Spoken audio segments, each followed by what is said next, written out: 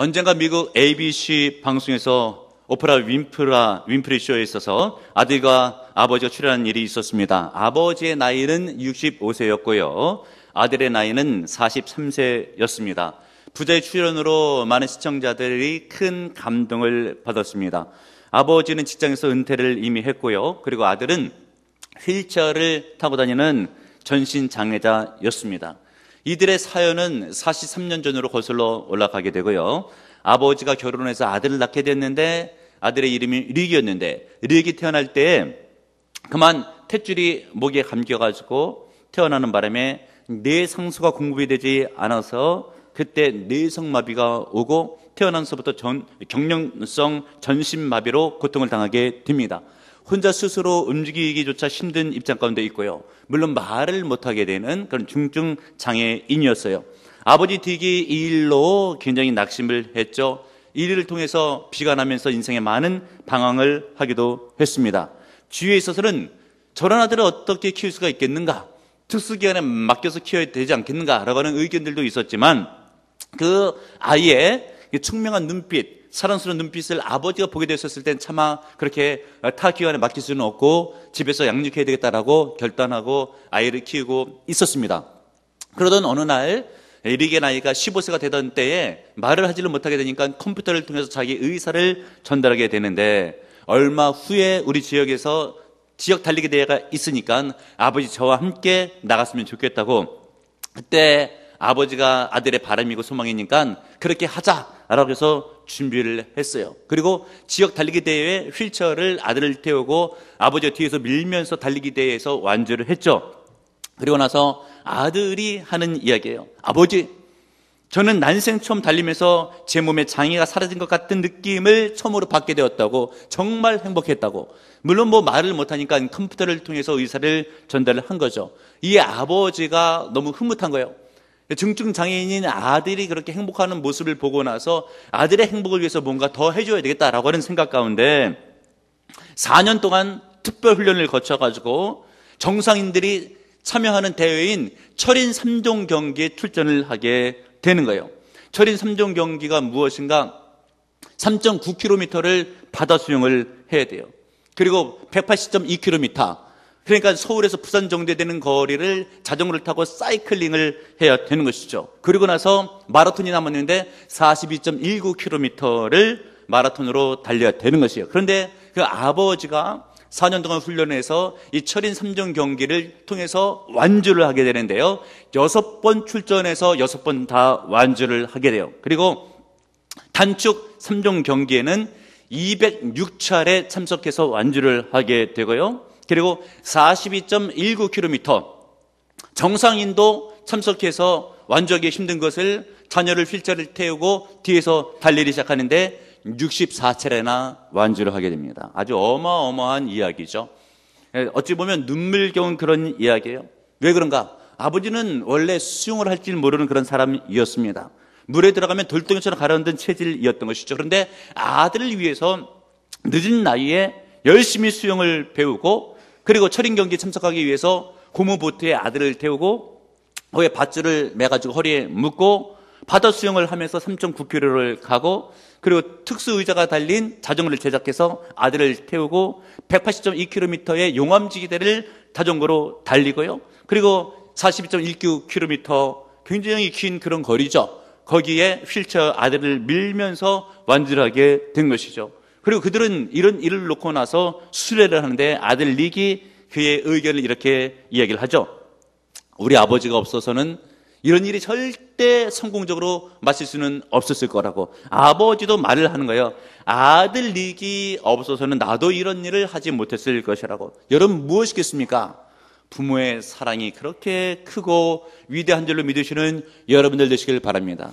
우리는 이런 이야기를 통해서 간접적으로나마 무엇을 생각할 수 있는가? 하나님 아버지의 자녀의 우리를 향한 사랑을 깨달아 아는 그런 지혜가 있어야 되는 것이죠.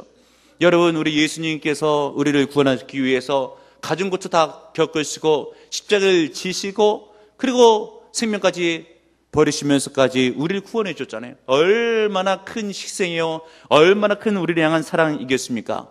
여러분, 하나님의 사랑에 대해서 감사하시는 은혜가 있기를 바랍니다. 이런 하나님의 사랑을 깨달을 때에 그 사랑을 깨달은 지혜가 있어야지만이 우리는 그 사랑을 남에게 전달시켜 줄 수가 있고요, 믿지 아니한 자들을 전달할 수가 있는 거예요. 여러분들은 얼마나 하나님의 사랑을 깨닫고 그 사랑을 주변에 계신 분에게 전달시켜 주면서 사랑을 실천하는 전도의 열매를 맺어가고 있습니까? 우리 성경 본문을 보게 되면 하나님의 사랑을 깨달았던 사도 바울이 사명을 가지고 전도하는 일에 대한 믿음의 고백을 하고 있는 장면이 오늘 성경 본문에 기록되고 있습니다. 본문의 말씀 24절이죠. 나의 달려갈 길과 주 예수께 받은 사명 곧 하나님의 은혜의 복음을 증언하는 일을 마치려 하면 나의 생명조차 조금도 귀한 것으로 여기지 아니하노라. 바울 사도의 고백이에요. 바울 사도가 에베소 교회에서 목회를 하면서 2년 6개월 정도 하루에 4시간씩 성경 공부를 시키고, 그러면서 이제 장로를 세워놓고 이제 때가 되면 로마로 최종 선교를 가기 직전쯤에 예루살렘에 가게 되니까 이제 에베소 교회에 있는 장로들과 고별사를 나누면서 했던 말이 오늘 본문에 있는 말씀이에요. 장로들에게 말리는 것이죠. 왜요? 지금 예루살렘에서는 바울을 죽이려고 하는 무리들이 있기 때문에 환난과 핍박이 기다리고 있는 거예요. 그런데 바울 사도가 뭐라고 고백합니까? 내가 이 복음을 증거함에 있어서는 환난과 핍박이 있어도, 나의 생명의 위협이 있어도 이것은 나의 사명이니까 나는 가야 되겠다 라고 고별사로 최후의 인사말로 그렇게 이야기를 나누고 있는 겁니다. 여러분, 왜 성도가 전도를 해야 되겠습니까? 힘들고 어려운 일인데 왜 해야 되겠습니까? 사명이기 때문에 해야 되는 거예요. 바울 사도가 고백하고 있죠. 나의 달려갈 길과 주 예수께 받은 사명 곧 하나님의 은혜의 복음을 증언하는 일을 마치려 하면은, 바울의 사명이 뭐래요? 하나님의 복음을 증언하는 일이라고 이야기해주고 있잖아요. 그런데 이 일이, 복음 증거하는 일이 어찌 사도 바울에게만 사명이 되겠습니까? 우리 예수님께서 승천하실 때는 11제자를 놓고, 가룟 유다는 이미 자살한 상태 가운데 있으니까 12제자를 훈련시켜서도 주님께서 부활 승천하실 때는 11제자만 남았어요. 그 11제자를 남겨놓고 승천하시기 직전에 유언의 말씀을 주시죠. 마가복음 16장 15절에 있는 말씀, 또 이르시되 너희는 온 천에 다니며 만민에게 복음을 전하여라. 11제자에게 주신 말씀이지만 성경에 기록된 말씀이니까 이것은 곧 오늘날 이 시대를 살아가는 우리에게도 주시는 하나님의 말씀인 줄 믿으시는 여러분들 되시길 바랍니다. 너희는 온 천에 다니면서 하나님의 복음을 증거하라. 이 말씀은 곧 우리에게 주신 말씀이니까 이것은 성도에게 있어서는 사명인 것이에요. 여러분, 복음 증거에 대한 사명을 가져야 돼요. 하나님의 뜻이고 하나님의 소망이고 하나님께 원하시는 일이라는 것을 깨닫는 여러분들 되시기를 바랍니다. 그런데 사명감이 없으면 전도할 수가 없고, 전도할 수 없는 인생들은 어찌 보면 무의미한 인생을 살아가게 되는 것이죠. 그래서 이 사명을 놓고 생겨난 뼈대에 있는 재미난 우화의 이야기가 있어요. 어느 부잣집인 것 같아요. 동물들을 많이 키우고 있었어요. 그런데 그 주인의 환갑이 되었죠. 동물들의 회의가 열렸어요. 이제 잔치가 벌어질 텐데 동물 가운데서 누구를 잡아가지고 잔치를 해야 될 것인가. 회의가 열렸죠. 그래서 동물들 가운데서 먼저 누구를 지목했는가. 여러분, 이렇게 무더운 여름철이었나 봐요. 그러니까 보신탕이 좋겠다 라고 해서 개를 지목하면서 개 보고, 네가 이번 무더운 여름날에 주인님이 환갑이 됐는데 보신탕으로 네가 좀 순교를 했으면 좋겠다 라고 얘기를 했어요. 그러더니 개가 하는 이야기가 무엇인가? 아니, 내가 순교하는 것도 좋지만 근데 이 집 누가 지키겠는가? 도둑이 오면 내가 웡웡 지도대면서 지켜야 되지. 이 사명이 있는데 그걸 어떻게 내가 죽게 되면 이 사명을 누가 감당할 수 있겠는가? 그 얘기를 듣다 보니까 동물들이 일리가 있는 이야기였어요. 그 다음에 개가 안 된다고 하니까 삼계탕이 또 제격이잖아요. 닭 보고 이야기할 때 닭아? 개가 안 되니까 무덤 여름철에는 보신용으로는 삼계탕이 제일이니까 네가 주인님을 위해서 좀 순교를 좀 해줘야 되겠다고. 그랬더니 그 닭이 하는 이야기가, 그래도 내가 새벽마다 꼭 깨워라고 울면서 주인님을 깨워드리면서 아침에 일을 할 수 있도록 도와주는데 내가 순교를 하게 되면 도대체 주인을 누가 깨울 거냐고. 나는 그런 사명이 있다고 하니까 닭도 사명이 있으니까 안 되겠던 것이요. 안 되겠다라고 하면서 생각해낸 것이 뭐냐면 소갈비가 좋겠다. 그 소한테 이야기하기를, 아무래도 잔치집에는 소갈비가 제일이니까 네가 좀 순교를 했으면 좋겠다라고 얘기를 했더니 소가 하는 이야기가, 주인님이 농사 지을 때에 소가 없으면 뭘로 농사를 지을 수가 있겠냐고. 사명이라고 했더니 소도 안 되겠는 거예요. 그냥 다 카드를 이렇게 안 된다고 하니까 그 눈이 어디로 쏠리면 돼지에게 쏠리는 거예요. 돼지에게 쏠리면서 돼지야, 아무래도 잔치 날에는 네가 삼겹살이 좀 데워줘야 되겠다 알아가면서 모든 동물들이 돼지를 쳐다보고 있는데 또 하는 이야기가 뭐냐면 너는 실은 뭐 먹고 자고 하는 일밖에 네가 하는 일이 뭐 있냐? 너 사명이 뭐가 있냐? 돼지가 아무 할 말이 없는 거예요. 지는 먹고 자고 살찌는 일, 그것만 하는 일이니까 자기 말을 위해서 그런 일을 하니까 사명이 없는 거죠. 그러니까 돼지가 하는 일이 그러면 물 끓이세요. 그랬다고 하는 거예요. 여러분 이것이 사명이 없는 자의 말로입니다. 여러분 인생도 유사해요. 여러분 우리가 인생을 살아가면서 정말 뼈있는 우화의 얘기를 들었지만 사명이 얼마나 중요한지 이 땅을 살아가는 명분이 있어야 돼요. 깨닫는 여러분들 되시길 바랍니다. 특별히 예수 믿는 사람에게 사명이 뭐예요? 너희는 온 천하에 다니며 만민에게 복음을 전파하라. 복음 증거된 사명, 그것이 곧 하나님의 뜻인 대로 믿으시는 여러분들 되시길 바랍니다. 또 왜 우리는 복음을 증거해야 되는 그런 이유가 있게 됐을까? 성경을 통해 보게 됐을 때 그것은 하나님의 분명하신 뜻이기 때문에 그런 거예요. 여러분 이 영적 구원이 언제 완성되는지 아시죠? 우리 예수님께서 재림하실 그때에 믿는 자의 완전한 구원이 이루어지는 거예요. 그러면 이 땅 살아갈 때 힘들고 어려운 일이 많기 때문에 성도들은 생각할 때 빨리 예수님 재림 맞아서 이 구원이 완성됐으면 좋겠다라고 하는 소망이 있는데 왜 이렇게 더디 이루어질까라고 하는 그런 우리들의 마음가짐도 있잖아요. 그럴 때 성경은 무엇을 말씀해 주고 있는가? 베드로서 3장 9절에 있는 말씀, 주의 약속은 어떤 이들이 더디다고 생각하는 것 같이 더딘 것이 아니라 오직 주께서는 너희를 대하여 오래 참으사 아무도 멸망하지 아니하고 다 회개하기에 이르기를 원하시느니라. 우리 하나님께서 될 수 있으면 한 영혼을 더 구원해서 천국에 보내시려고 하기 때문에 아직도 믿지 않고 지옥불로 떨어질 만한 영혼들이 많기 때문에 주님께서 빨리 재림할 수 없는 이유는 과연 거기에 있다고 성경 말씀해 주고 있는 것이에요. 디모데전서 2장 4절에 있는 말씀, 하나님은 모든 사람이 구원을 받으며 진리를 아는 데 이르기를 원하시느니라. 될 수 있는 대로 많은 사람들, 모든 사람들이 다 구원을 얻기를 원하시기 때문에 주님께서 우리가 생각할 때처럼 왜 이렇게 빨리 재림 안 하시지라고 생각하고 있지만 주님은 될 수 있는 대로 여러분들이 전도를 많이 해서 지옥에 갈 만한 사람들을 천국으로 옮겨주기 위해서 주님께서는 다 뜻이 있어서 그렇게 하신다라고 하는 것이죠. 그런데 여러분 지옥 백성을 구원하는 길이 무엇이겠습니까? 성경은 말씀해 주고 있기를 고린도전서 1장 21절에 있는 말씀, 하나님의 지혜에 있어서는 이 세상이 자기의 지혜로 하나님을 알지 못하므로 하나님께서 전대 미련한 것으로 믿는 자들을 구원하시기를 기뻐하셨도다.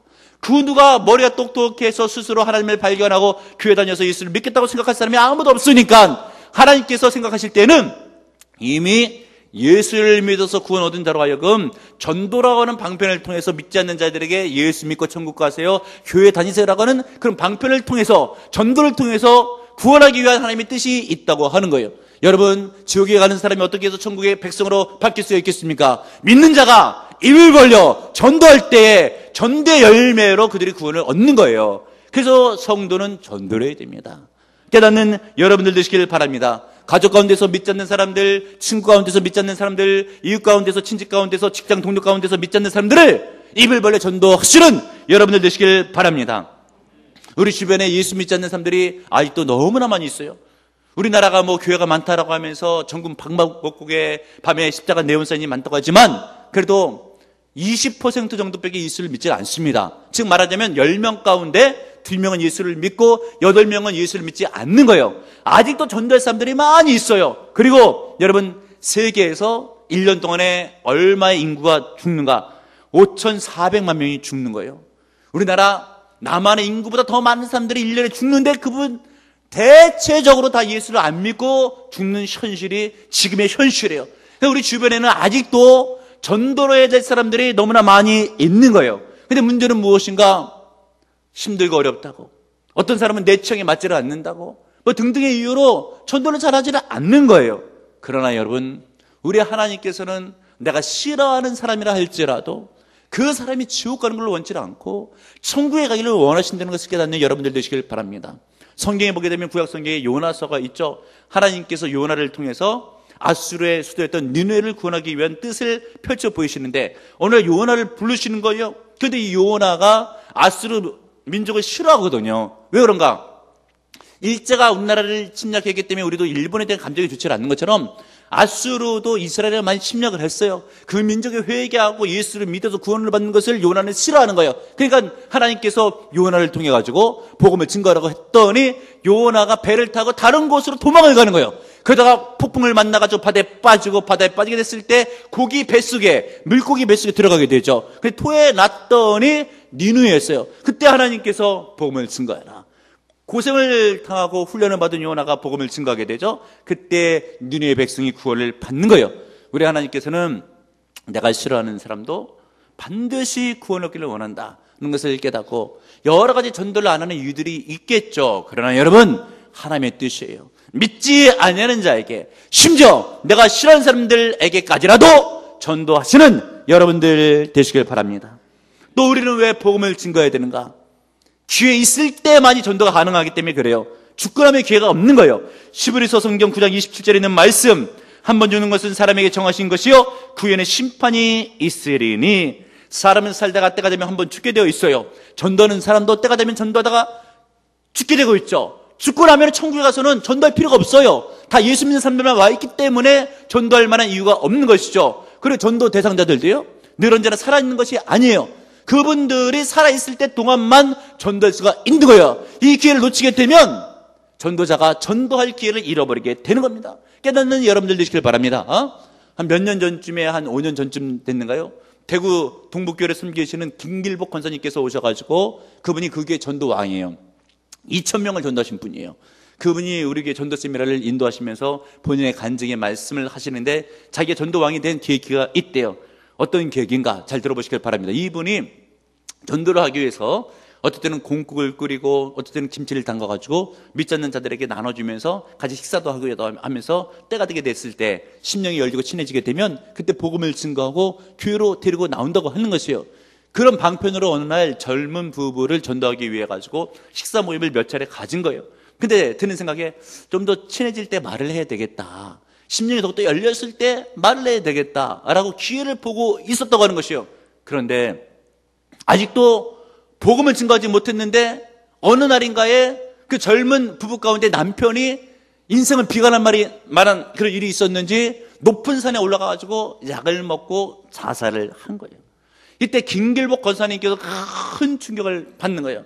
새벽자들 싸우면서 기도하게 되는데 자꾸 그 죽은 젊은 남편이 생각이 나는 것이죠. 드는 생각 가운데, 내가 복음을 증거했어야 되는데, 복음을 증거했으면 예수를 믿었으면 자살하지 않았을 텐데, 모든 것이 자기의 책임인 것 같아가지고 막 회개의 기도를 들으면서 눈물을 흘리고 있는데 꼭 그 사람이 그렇게 말하는 것 같은 느낌이 들더래요. 어떤 말인가? 수연이 엄마, 당신이 공국 한 그릇 김치 깍두기 갖다 주면서 나에게 예수 믿으세요, 예수를 믿어 구원을 받습니다라고 한마디만 해주었다고 한다면 나는 자살을 하지 않았을 거라고. 그랬더니 이 무서운 곳에 떨어지지 않았을 텐데 당신이 말 한마디 전해주지 않아서 나는 참지 못할 고통 가운데 있다고 하는 그런 아주 강력한 피해를 받은 거예요. 그리고 나서 이제 김길복 권사님께서 남편 장례가 마치자마자 그 젊은 아내의 집을 찾아간 거예요. 데려나서 손을 꼭 붙잡고 얘기를 해요. 애기 엄마, 미안해요. 내가 조금만 일찍 남편을 전도했다고 한다면 당신 남편이 자살하지 않았을 텐데, 내가 두 젊은 부부가 너무나 젊기 때문에 좀 미루다가 일이 이렇게 됐다고 정말 미안하다고 눈물로 사과를 드릴 때에 그 젊은 부인이 이런 말을 하는데 잘 들어보세요. 그 부인도 울면서 하는 이야기가, 우리 남편이 죽기 얼마 전에 수연이 엄마 나가는 교회 내가 나가고 싶다고 아내한테 얘기를 했다는 것이에요. 그러니까 아내가 하는 말이, 그럴 마음이 있으면 당신 혼자 나가라고 얘기를 했다는 것이에요. 그러니까 그 남편이 하는 이야기가, 나도 혼자서라도 나가고 싶지만 쑥스럽고 창피하기 때문에 수연이 엄마가 나가자고 하면 그때 나가겠다고. 그 사이에 그 남편이 자살을 한 거죠. 그래서 김길복 권사님이 그 얘기를 듣고 더 충격을 받고, 야, 이 전도라고 하는 것은 때를 어떤지 못했든지 간에 빨리 해야 되는 것이구나 라고 깨달았다고 하는 것이죠. 그리고 그때부터 열심히 전도해서 많은 사람을 구원하는데 2,000명을 전도해서 구원을 했다라고 하는 것이죠. 여러분 무엇이겠습니까? 복음을 증거해서 남을 구원해내는 일은 절대 미룰 것이 못 됩니다. 누군가 육체적으로 몸이 아파가지고 응급실에 막 실려가고 있는데 천천히 고쳐줘야 되겠습니까? 빨리 고쳐줘야죠. 지옥불로 향하고 있는 영혼이 있게 되었을 때 눈치 볼 것이 무엇이겠어요? 일단 살려놓고 봐야 되는 겁니다, 여러분. 복음을 증거해서 예수를 믿게 하고 죄악을 사함받아서 그 영혼이 구원받을 수 있도록 믿지 않는 가족, 친구, 친지, 이웃들에게 우리가 살아있을 때 동안에, 전도 대상자가 살아있을 때 동안에 전도를 해야 되는 거예요. 깨닫는 여러분들 되시길 바랍니다. 그 특별히 전도에서 열매를 맺으려면 예수님의 사랑을 깨달을 때 그것이 가능한 겁니다. 고린도후서 5장 14절에 있는 말씀, 그리스도의 사랑이 우리를 강건하시는도다. 바울 사도가 왜 1차, 2차, 3차 전도여행을 그렇게 열심히 다니면서 복음을 증거했습니까? 그리스도의 사랑이 나를 강건하기 때문에, 그 사랑이 깨달아지기 때문에 전도하지 않고서는 배길 수가 없다라고 하는 것이죠. 그리스도의 사랑이 뭐예요? 믿지 않는 자를 위해서, 나를 구원하기 위해서 십자가를 지으시고 대신 죄인이 되셔서 십자가에 못 박혀 죽으신 그 사랑, 남을 위해서 자신을 버리는 사랑이 예수님의 큰 사랑인 줄 믿으시길 바라고요. 전도하게 됐을 때는 이렇게, 어떨 때는 정말 생명을 바치는 자세가 되게 됐을 때 영적 구원의 열매를 맺게 된다는 것을 깨닫는 여러분들 되시길 바랍니다. 언젠가 국민일보 겨자씨에 나온 그런 내용이에요. 어느 교회를 섬기고 있는 박 집사라고 하는 분의 이야기인데, 여집사님이시죠. 이분이 큰아들 결혼식 날에 담임 목사님에게 주례를 부탁하면서 이런 말씀을 건네요. 목사님, 우리 오남매가 있는데 이 오남매를 키우면서 내가 어찌 잘못했는지 교회를 안 다니고 전도를 하려고 해도 잘 안 된다고. 근데 먼저 이 큰아들 결혼하게 됐을 때 믿지 않고 또 며느리도 믿지 않는데 담임 목사님이 좀 주례를 해 주시면 혹시 예수를 믿지 않을까라고 하는 생각이 있어서 목사님께 부탁을 드립니다. 그랬더니 담임 목사님께서 하시는 말씀이 나도 한번 전도해 보겠다고 그런 얘기를 나누면서 주례를 흔쾌히 승낙을 하셨어요. 그리고 결혼식 날이 토요일 날 오전 11시였어요.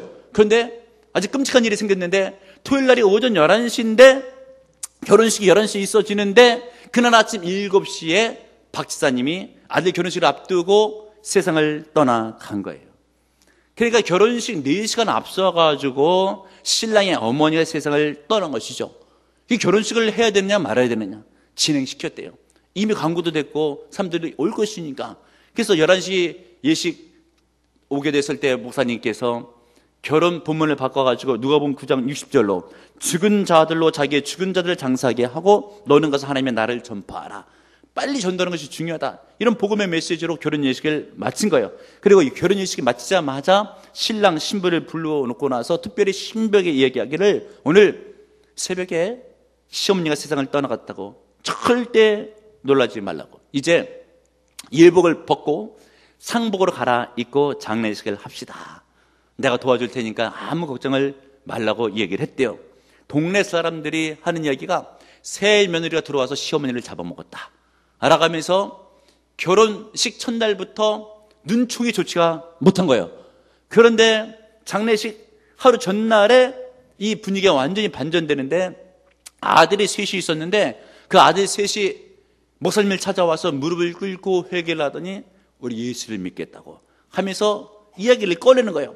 어머니가 교회 가자라고 해도 자기들이 교회를 안 갔다고 하는 것이에요. 그러니까 어머니가 철학 기도를 몇 년째 계속 하고 있었는데 결혼식 하루 전날 밤도 교회에서 철학 기도를 하고 새벽녘쯤, 그러니까 밤이 지나는 시간 가운데 집에 들어왔는데, 결혼식이니까 친인척들이 많이 몰려들어가지고 쓰던 방을 다 쓰니까 안 쓰던 방이 하나 남았는데 그 세 아들이 자는 거예요. 근데 어머니가 생각하게 되었을 때는 안 쓰던 방에 연탄불을 피게 되면은 좋지 못한 일이 있을까봐 자식들에게 이야기하기를 너는 아버지 방, 안방, 내가 가는 방에 가서 세 아들을 보고 자라고, 나는 지금 몸이 추워가지고 몸을 녹이면서 이때 기도를 더 하겠다고 라고 하면서 세 아들을 자기 방으로 보낸 거예요. 그래서 세 아들이 마셔야 될 연탄가스를 어머니가 다 마시고 세상을 떠나가게 된 거죠. 그래서 자초증을 얘기하면서 세 아들이 회개한다고 하면서 장례식이 끝나자마자 세 아들이 교회에 등록했고, 지금은 이제 시간이 흘러 지나가면서 다 세례를 받고 집사가 되어서 교회를 잘 섬긴다고 하는 이야기예요. 여러분 무엇이겠습니까?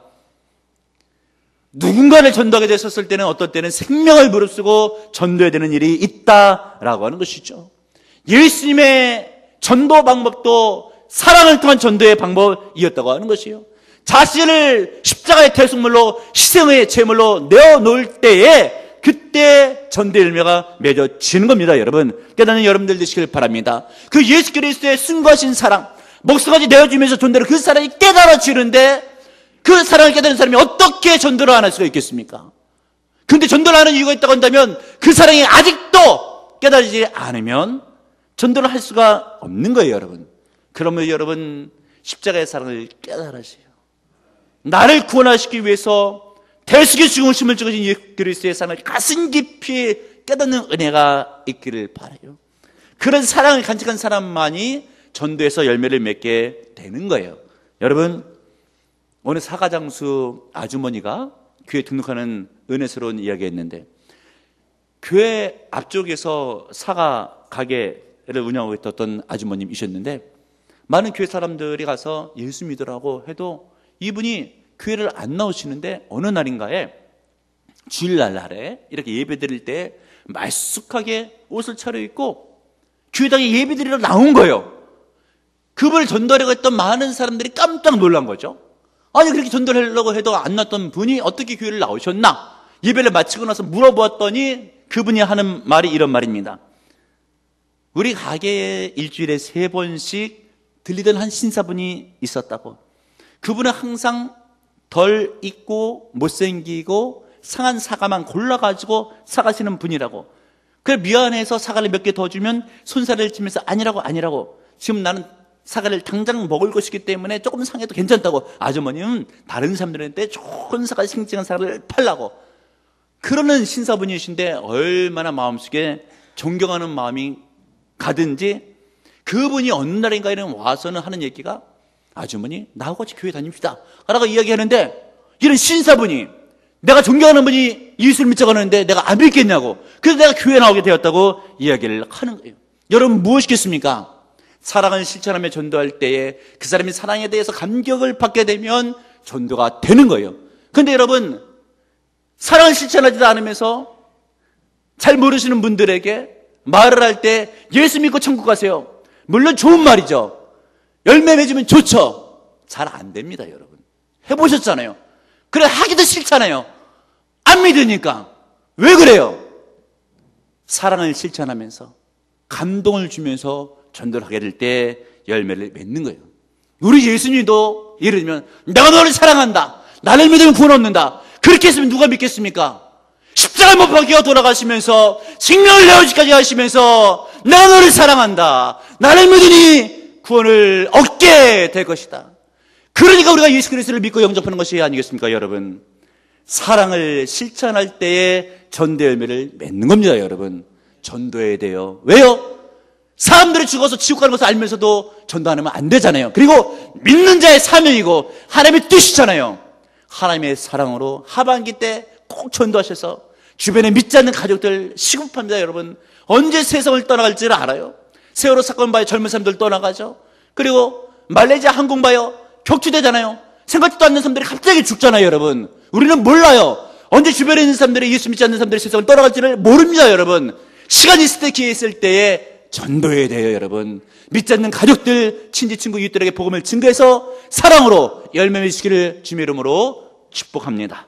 아버지, 아직도 우리 주변에는 예수를 몰라서 지옥불로 향하고 있는 영혼들이 너무나 많이 있습니다.